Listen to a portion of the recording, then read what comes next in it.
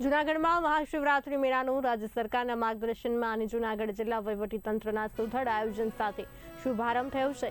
અને શિવરાત્રી મેળામાં ભાવિકો લક્ષી આરોગ્ય, પાણી, વાહન સેવા સહિતની સુવિધાઓ અંગે કોઈ કચાશ ન રહે એ રીતે આયોજન સમગ્ર ટીમ દ્વારા કરવામાં આવ્યું છે।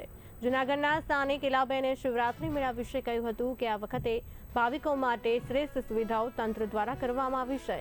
મેળાના રૂટ પર પાણી, શરબત, આરોગ્યલક્ષી સેવાઓ ઉપલબ્ધ છે। ખાસ કરીને સિનિયર સિટીઝન માટે રિક્ષાની વ્યવસ્થા પણ કરવામાં આવી છે, જેથી અમારા જેવા વડીલોને કોઈ તકલીફ ન પડે। ઇલાબેને વહીવટી તંત્રનો હૃદયપૂર્વક આભાર વ્યક્ત કર્યો હતો। સાથે જ સેલ્ફી પોઈન્ટ પણ લોકો માટે આકર્ષણનું કેન્દ્ર બની રહ્યું છે। હું 30 વર્ષથી ભવનાથનો મેળા શિવરાત્રીમાં આવું છું, પણ આજકાલ એની સુવિધા બહુ સરસ છે। સિનિયર સિટીઝન માટે બહુ સરસ છે। ઠેક ઠેકાણે કોઈને પગમાં દુખતા હોય તો દવા પણ મળે છે, અને ઠેક ઠેકાણે શરબત, સોડા તે બધું મળે છે। 15 વર્ષથી શિવરાત્રિમાં આવું છું, પણ આ ફેરે સરકારશ્રીના પ્રયત્નથી આજ માહોલ જ કાંઈક અનેરો છે અને બહુ ઉત્સાહપૂર્વક આપણે બહુ ખૂબ જ ગમે છે। અને આવો માહોલ મેં કોઈ દી જોયો જ નથી શિવરાત્રિમાં।